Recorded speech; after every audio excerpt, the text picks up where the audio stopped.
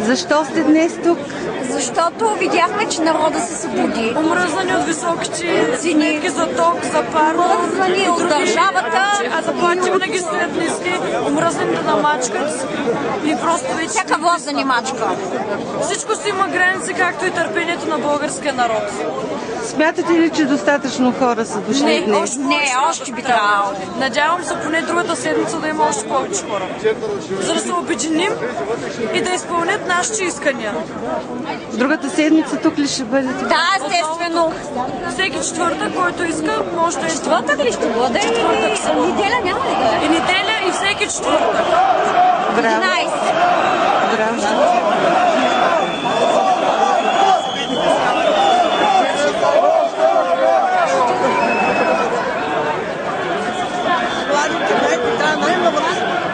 Между младите, защото вижте, ние ще бъдем тя, но и пенсионерите трябва да живеят, защото трябва да живеем, питаш ма това. Да, разбирам. На каса утопия.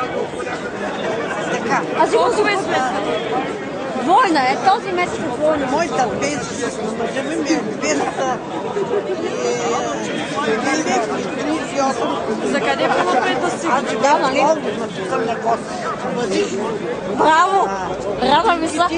Не можеш да се Браво! Защото на моята пенсия се 75 лева и 46 ток. Да, така е. То за какво ми става?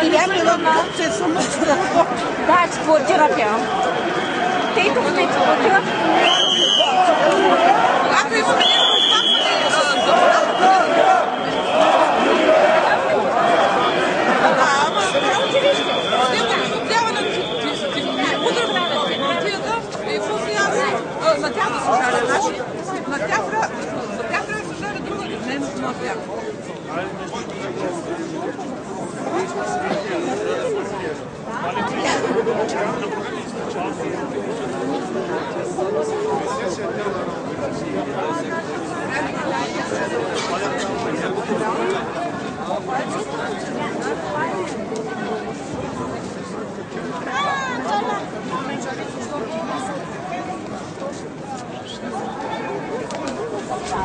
Алло, шеф работи.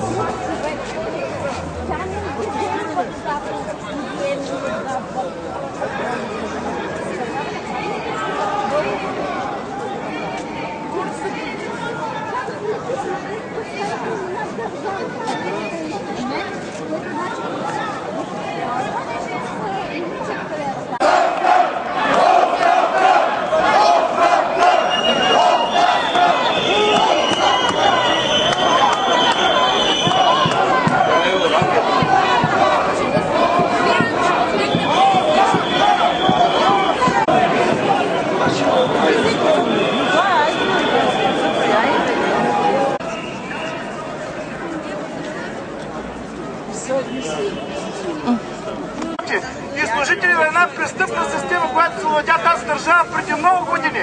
Те завладяха 45-та година. В 89-та година прехвърлиха властта в своите ръце и продължават да убиват този народ най-нагло и престъпно.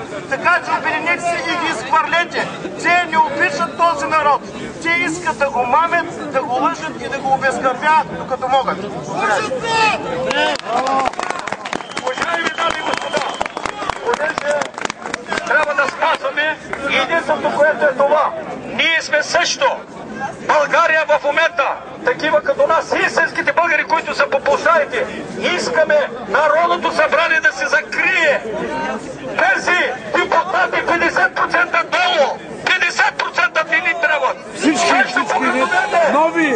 По градовете, в общинските съвети, 10 по 10 човека, и то не общински съветници, а да бъдат общински отговорници, които да отговарят за средствата, за данъците на населението. Уважаеми дами и господа, аз искам да ви кажа, 52 общински съветници какво вършат? Знаете ли, че от 4-5 години аз ги предупреждавам?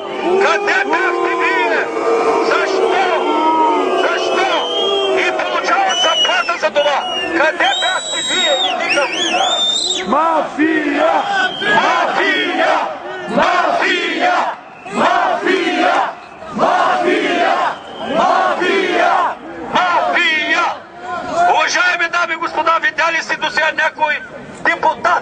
които ги пратихме там 10 калпака и в Европа пък други, които получават такава голяма заплата, някой да е дошъл и така, да се изправи очи в очи с нас.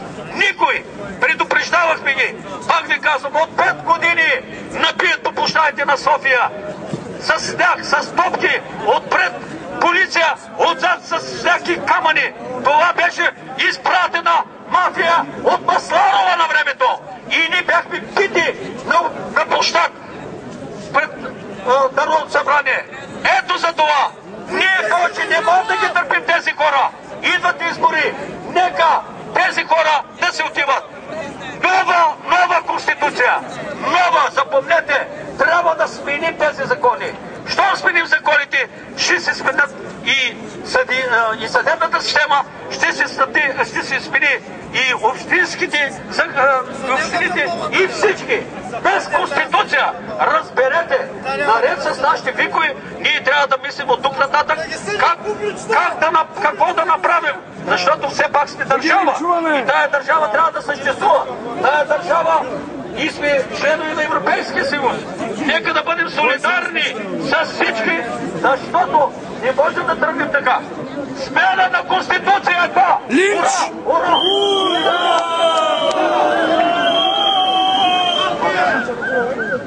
Уважаеми дами и господа, нашето гълболе е от Народно събрание.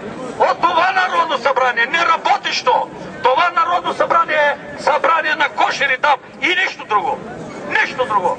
Затова на нас днес не е приятно, че виждате, че има... Малко трябва да ни донесат една подписка и тук на място да я попълваме, за да има някакъв ефект от този протест днеска. Тази подписка е адресирана до премиера. Отделе също раздадахме листи и като се попълни тази подписка, ще бъде изпратена до София. Затова ще ви помоля да изчакате още малко. Всеки момент ще донесат листите и да я попълним. Да кажете да го направите.